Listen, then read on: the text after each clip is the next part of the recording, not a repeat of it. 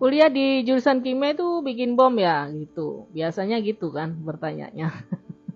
Sama aja kalau ditanya kuliah di jurusan teknik nuklir, ayo. Nggak tambah bikin bom nuklir lagi.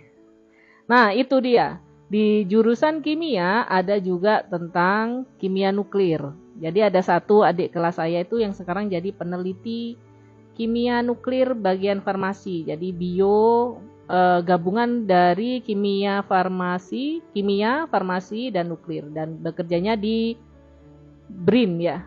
Kalau dulu namanya Puspiktek, Pusat Pengetahuan dan Ilmu Teknologi yang di Serpong itu. Sekarang namanya BRIN kalau nggak salah ya.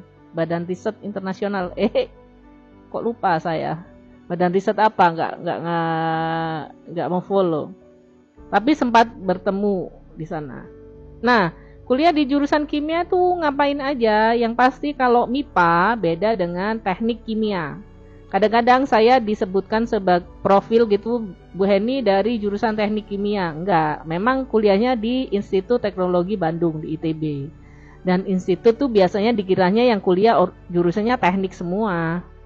Nah, enggak. Kalau zaman saya dulu tahun 97, waduh, 20 tahun lebih yang lalu ya. Itu hanya jurusan teknik dan MIPA. Jadi kalau MIPA itu teori banget lah. Orang-orang di lab doang, cuma di depan meja sama di lab gitu. Orang-orang MIPA memang tujuannya biasanya tuh kalau nggak ngajar jadi dosen ya jadi peneliti. Nah, dan itu memang target saya dulu. Kenapa ngambil kimia MIPA gitu? Karena saya pengennya kalau nggak ngajar ya jadi peneliti gitu.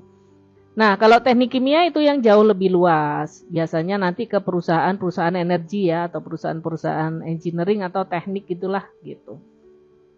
Nah, garis besarnya kalau teknik kimia itu lebih banyak fisikanya sebenarnya dan manufaktur dan macam-macam ya karena ada tekniknya, ada mesin-mesinnya lah gampangnya gitu.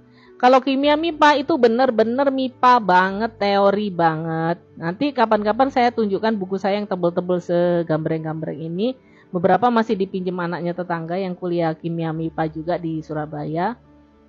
Jadi kita belajar ada kimia dasar kalau awal dulu ya, ada kimia organik.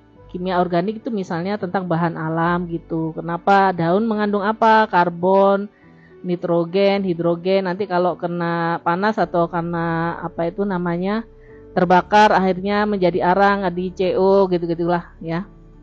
Kimia organik, kimia anorganik. Kan organik misalnya batu kristal gitu, stalaktit, stalagmit, kapur, tawas itu belajarnya itu. Biokimia apalagi ya, kimia analitik, kimia fisika gitu. Jadi itu pelajaran dasar.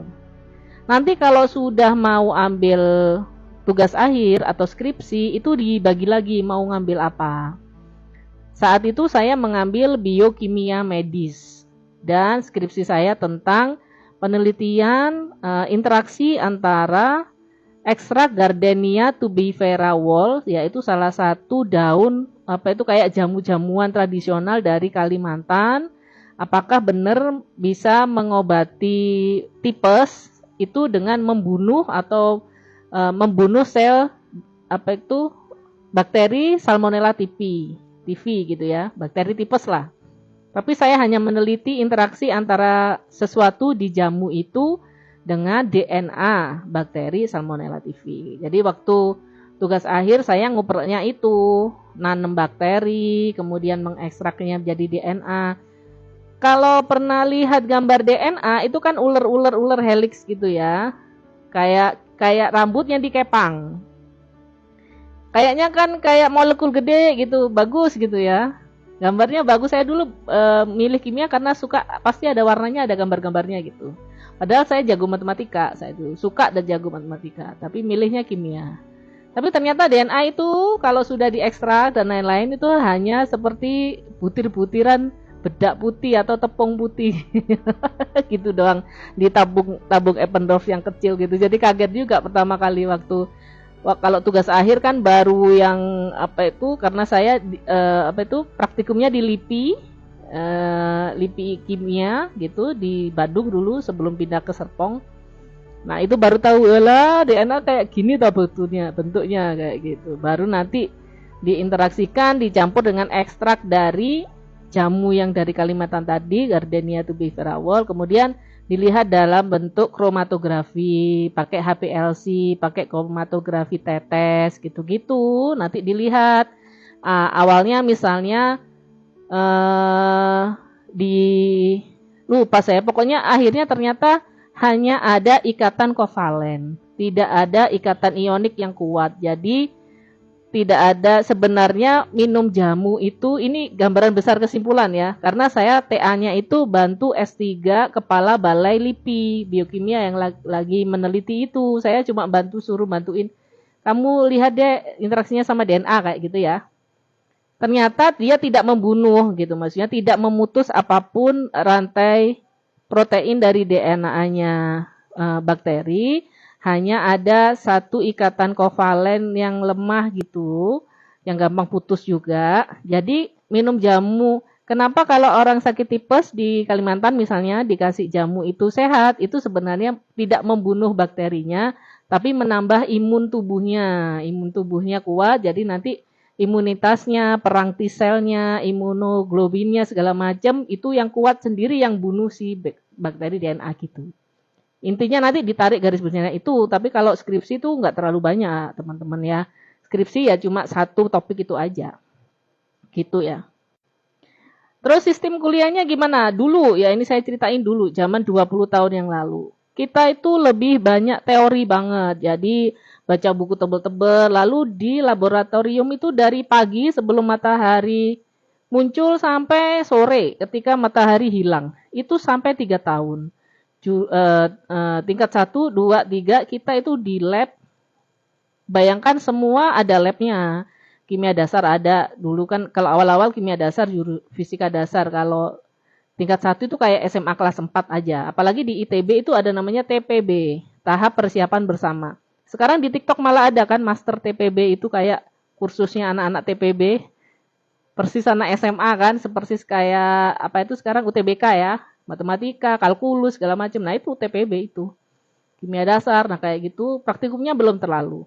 Nanti kalau jurusan kimia, tingkat 2, ya tingkat 2 atau semester 2 ya, lupa saya. Tingkat 2 itu sudah praktikum banget. Kimia organik kita itu harus praktikum misalnya. Bagaimana cara titrasi yang baik, bagaimana cara ngecek pH larutan, pakai berbagai alat. Kemudian bagaimana konsep asam basa, konsep reaksi reduksi oksidasi, nanti apa yang terjadi dilihat warnanya ada berubah apa tidak, kemudian cara menghitung molnya, kira-kira hasilnya berapa, larutannya gini berapa. Nah itu semua di lab. Kimia organik, kimia anorganik mengukur, misalnya untuk kristalnya nanti dilihat dengan alat ini kayak gini-gini ya, sudutnya segala macam, atau pembentukan tawas segala macam. Kemudian kimia fisik itu lebih ke jangka sorong kayak gitu ya, lebih ke fisika kan. Nah itu saya nggak suka fisika. Dan dapat jodoh yang suka fisika, lucu kan. Nah kimia fisik saya nggak terlalu demen karena nggak ada warna-warnanya. Biokimia tidak ada di praktikum dasar saat itu. Saya hanya praktikum biokimia itu ketika TA doang, skripsi doang gitu. Jadi gitu praktik, ada pre-tes ya, di awal kita dikasih tes dulu, dikerjain, diketik pakai ketik manual kayak di kecamatan. Zamanku dulu, Rek. Jadi bukan ditulis manual, diketik, soro toh. Bayangkan nulis persamaan reaksi pakai diketik. Aduh, pre-tes gitu, nanti masuk ada tes lagi. Habis itu praktikum, habis praktikum ada post-tes, habis post-tes ada laporan praktikum. Harus dikirimin minggu depannya. Sementara kita setiap hari praktikum ya kayak gitulah udah. Saya itu hampir setiap hari, setiap di lab kimia organik saya mimisan. Karena kena larutan asam pekat-pekat gitu plus kecapean juga. Jadi tipis saluran pembuluh darah hidungnya. Saya itu mimisan dan saya hampir 4 tahun tuh migrain sebenarnya. Mungkin salah jurusan ya. Karena nilai saya kalkulus itu dapat A, dapat AB, nilai kimia saya malah yang bergele gitu. Iya mungkin salah jurusan. Nanti dilanjut ya. Sekarang malah saya di coding dan industri kreatif. Apakah Bu Heni salah jurusan? Kalian komen ya.